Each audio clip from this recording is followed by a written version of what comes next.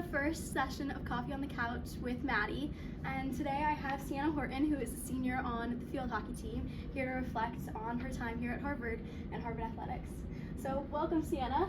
Thank you. On a scale from 1 to 10, how much are you regretting this already? Slightly starting to get a little bit nervous, but no, I'm looking forward to it. So what's your go-to coffee order? So my go-to coffee order is an iced mocha, or as you guys say, I have to go iced mocha. Iced mocha, yes. I have to change up my accent when I order that. All right, so I have a bunch of questions. You ready? Yes. If you had to trade places with an athlete from another Harvard team for 1 week, which sport and which team are you picking? I think it would be so fun coming from England. It'd be so fun to try ice hockey because I've never ever got to do that. And I used to, as a little 10-year-old, do some figure skating, and I just think it'd be really fun. I'm also quite on the aggressive side on the field hockey team, so I know I could give that one a go. But then also my roommate's on rugby and she has the best time, and it's such a supportive team, so I'd like to give that one a go just for team morale as well. I think you'd be so good at hockey. I think you should do it. Okay, so kind of the opposite note, which sport do you think you'd be terrible at? Oh my gosh, so many of them. Never would try. So many. I think I'd get That's too frustrated in tennis. I'd be awful. Swimming, I'm an awful swimmer. Definitely I need to be in a team. I need to be in a team environment. And I'm not very patient either, so yeah. So ice hockey it is. It's got to be ice hockey, I think. Favorite sports team to root for Harvard outside of HFH? That's a tough one because it's so fun going to so many games, especially now we're in the spring season. When we've got so much more time, it's so fun getting to go and watch. I mean, going to the water polo is fun. I've got a lot of friends on the girls' water polo team. Yeah. Love supporting them. It's so loud, it echoes, you can hear loads. But also in our season, we love going to men's and women's soccer. It's a great one to all go and sit on the bleachers in the warm weather. So I enjoy that. Totally. And we just went to the men's basketball game where our team was honored. Yes. It was, amazing. That was so fun. That was really good. Yeah, so now if you had to swap positions for field hockey, you have to clarify which position you are. Which position would you swap for 1 day, 1 game, 1 practice? What would you do? Honestly, I play on the left in midfield. Honestly, I go all over the place. So I think the only place that I could really say would be different is I'd have to give goalie a go. I don't think I'd be very good. Really? Yeah, I don't think I'd be very good. I think I'm not sure I'd be too scared. I'm just not the most agile, but I think I'd be good at shouting at everyone and telling them where to go. So I think you'd have to give that a go. Or maybe being, a centre forward, but I'm not the most. I think you could be a forward. How many goals do I score? Hey, if you give an opportunity, you can totally do it. I'm not sure about that. We'll have to see.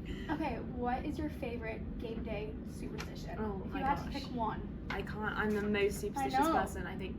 That's why I think this is the most perfect question for you. So I have to have something chocolate before I start. I have to have either chocolate muffin or chocolate to eat. I mean, I have to have Nutella. Yeah, come on, you've not seen me at Spangler breakfast.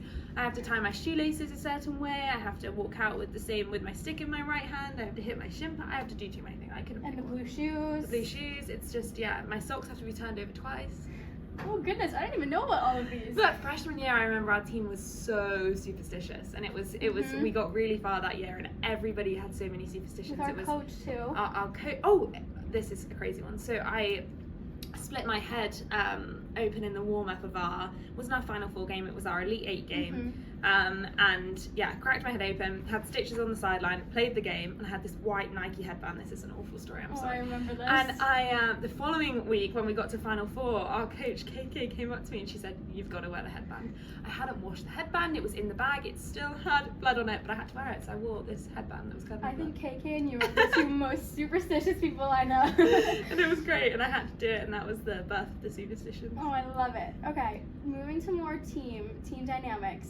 Who do you think would be the worst person on the team to be stuck in an airport with? It's 100% you. It's the easiest question to answer. Maddie's the most nervous flyer ever. We have to. I have my hand held. I always sit next to her and I lose circulation. But yeah, you're also good to sit and chat with, and you make time pass. But you get very nervous. So yeah. You know what? I feel like I've gotten better though. Especially when we went on a little plane once to the Final Four. To the Final Four. But also in amazing Peru. charter. We had a little So plane. it's definitely it's you. Little planes, not big planes. This has turned to me. We had you doing visualization and everything. All right, who's most likely to become famous for something completely unrelated to field hockey on our team? Honestly, so many people. We're such a charismatic team. I mean, Fina pops straight to my mind. Same. I can see her being some sort of presenter or personality. Totally. But so many people. I think it's got to be Fina though. Yeah, I could see It's like she Smilla would doing love something it. like that though. Like, yeah, lots of them. All right, who do you think is the worst driver on the team, and why? I have my honestly, answer. What, me? I'm not You the scared best. me. I'm not the best. Me, but then also there's like Lucy doesn't drive, so there's still a true. few people from the big cities who don't drive. So I honestly reckon, You know who kind of scares me too? Meg. yes. She's aggressive. But I could also see her driving this massive car that you guys drive out here and being okay. But I thought you would be really bad, but you were actually very good when you thank drove you. us. So Thank you. I'll let you off. Who on the team would end up as a motivational speaker? Oh, again, I could have so many people. The two people that come to mind straight away are Faith. Obviously, just she motivates me every single day when she opens her mouth. ROTC. And then Sarah as well. I could see her being phenomenal wow. at speaking later in life on some experiences that she's done. Yeah, Yeah, I think she'd be great. totally. I also think Gux would be really good too. Yeah, just, she like, also based her on- pre-game Pre-game speeches are speeches, yeah. amazing. She picks the best words, and I'm like, can you write this down? Yeah, she's like, no. Yeah. Okay, what's your most unforgettable HFH bus ride experience? Oh I know my we've had loads. goodness, we've had so many. We've had the ups, the downs in between. There was a time in Peru where we were on the bus, Oh my goodness, yes. and it was early in the morning. We were off to Wakachina. I think we to were do going the- sledding. We were going sand sledding. Yeah, we were going there, and the bus driver had said 3 hours. It got 3 hours in. Some girls were asleep, and I was like, I'm just gonna check how far away we are. So I put it into maps. It said we still had 4 hours left. I'm like, this can't be right. So I go up to the front and I ask Kaylin at the time. I was like, how long have we got, Kaylin? Oh, 20 minutes. We asked the bus driver. 4 hours. It was like the bus that you got on and you never got off. We had girls waking up from their naps being like, are we not there yet? We're like, no, 3 hours to go. And it was just the longest journey ever, and it was so funny, and we all bonded so much on that trip. We were all playing games. None of us had service because it was so great because we were in the middle of this desert. So we just had to, talk. I think I drove everyone crazy, but that was so fun. But then in terms of coming back from games, I mean, we've had some amazing trips. I mean, coming back from Princeton away when we won there, that was so fun. Or we were all just singing and dancing, throwing a trophy around, stuff like that. Times that I'll never forget. But we've also had some tough ones. We were meant to fly home from, where were we? Virginia. I believe. Virginia. We were meant to get on a so flight. There was tornadoes. We couldn't Flight get on got the flight. cancelled, and we were like, 12-hour bus drive, let's go. do it. Which to me, being from England, is crazy. That's the whole country, but you guys just We just get do on it. with it, yeah. I know, we really need those, I think they're called like dog beds. You put them Yes. in between seats. and they Tessa had kinda- one this year, and yeah. she was. We she should have was all gotten happy. those. Okay, if your teammates had to describe you in just 3 words, which words would you choose? Gosh, that's like an interview question. I know. I don't know what they'd say. I think I'm pretty bubbly, and Totally. Yeah, maybe that one. I think I'm gritty. I think that might come up. Okay. Like they always say, I never give up. I don't know, something like that. And then I'm not sure. I'm just always. Happy? Yeah, I'd say I'm a happy Happy? person. I try and bring Kind? the energy. So yeah, That's I good. should have asked you that question. If you had to describe your HFH career in a movie title, Oh my gosh, what would it be? a roller coaster. No, I'm joking. Not a roller coaster. I mean, it has been a roller coaster. In the best way possible. In the best way possible. It could be something motivational or. I know, this is a hard It's one. a really tough question. Maybe something about The like good, there the was bad. 10 of us in our senior class or Yes, something. yeah, something like. Most in like HFH history. Yeah. Something like Honestly, that, that's a really maybe. tough question, but something. You'll like the next question. Okay. If someone had made a blooper reel of your HFH career, what would be the funniest moment? I know what I you're gonna honestly say. feel like I have the most moments where it's just. We mic'd me up once for a training session, and there were so many Oh my moments God, that yeah. the coach was like, Sienna, we can't release this to the public because it looks like we have a laugh the whole time. And I'm like, no, it's actually really serious. It was a hard training session. They're like, you just No, but always I remember like laughing. coming up behind you. Yeah, and everyone speaking was to it. coming up and whispering things. But no, I think it would be funny. I'm number 13, Mhm. and I've had 13 cards throughout my season. So no, throughout my career, Throughout not your season. career, not 13 season. in the season. Crikey. Might have been kicked off the team by then. But no, 13 cards. I think that would be your blooper reel. 30, and I'm number 13. It'd be funny. Well, it's not funny at the time, but now it might be a little It's funny ironic to have a look though. at them. Yeah. It's ironic. What's your most embarrassing moment of all of your freshman year? Not just HFH related. you know what, that's a funny question, because I saw this one and I thought, what am I going to say? And there was this time, freshman spring, when I was wearing a jacket and I was on FaceTime to my family, and I had a rucksack backpack, as you guys say, on, and I had this like elastic cord, and I took my backpack off, and the cord had a metal ball on the end. It went straight into my eye.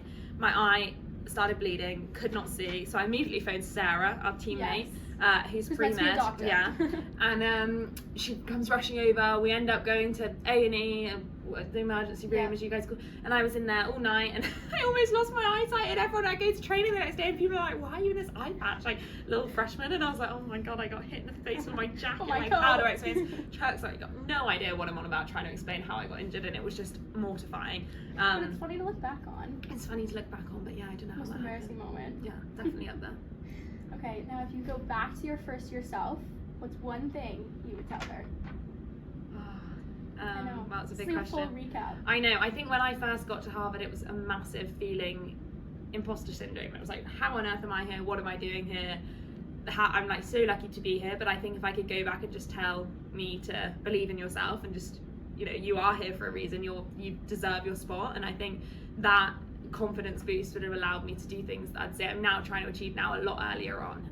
So yeah, just to believe in yourself. I totally get that. Yeah. It's like everyone, you keep getting told you're here for a reason, but you need to like finally you looking back need now to you realize know it. You have to experience it to get it. And I remember actually when we had our commencement ceremony, that's what it's called, freshman year. Yeah. The president of Harvard College stood up and said, you know, you're all going to feel like imposters. And I'm thinking, I really do. And yeah, now it's just, you do belong to be here, and you get this opportunity. It felt like that movie, what is it, Elle Yes, Legally Blonde. literally. It felt like that. Yeah, I was like, how have I? Oh, Yeah. I kept imagining that. Okay, what's a lesson HFH has taught you that has nothing to do with sports? Another really good question. I think resilience, just complete pure resilience, and the fact that it's not always about what you're doing in terms of, it's not always about field hockey, but it's about the lessons that you can get out of that in terms of the people. And it's taught me that at the end of the day, like however hard things get on campus, in sport or anything, like it's the people around you and the people you surround yourself with. And I've learned so much from my teammates over the years. Like, I could name so many things, from what we learned from our seniors, what we learned from the class above us, what I've learned from, you know, my peers, what I've learned from the incoming who we've had in grades below us. And I think just, yeah, that's what Harvard in general has taught me as well, is people are, you know, your connections are everything. And in terms of what you learn from them, and your friendships and how supportive it is, and that is what I love about HFH. We want the best for each other, and we're so supportive. And you know, I think that's a really unique thing to find, especially at a place like Harvard where it's very competitive. So yeah, the people. Totally. And even now that we're technically graduated off the team in the spring, like we're all still seeing the whole 100%. team and hanging out, and we love it. And we I know. We're running a half marathon together because we just couldn't get enough of doing sports, so we're running together. We still see all the freshmen. I'm in classes with them, and all our dinners. We do dinners. It's great. So, what's one thing you'll miss the most about playing Harvard field hockey? I mean, I've just said it, but it has to be the people. You can't, there's no other feeling like walking into the locker room at 6 a.m. on a Friday morning, or arriving in preseason and you can't walk up the stairs to the locker room because you can't feel your legs, and the bus is 12th hour in, who's your roommate, all of these things. There's just no other feeling that I'll ever be able to replicate that. And it's the things that in season, or you know, they seem like a task, they seem like hard work, but now it's like, I wish I could go to lift, I wish I could do these things, I wish we could, you know, all be half asleep in our lockers getting ready again. Like it's because of the people. And I mean, I'm not going to lose that. No, so we'll stay, we've still got that, but it's definitely a unique bonding experience that you can't replicate anywhere else.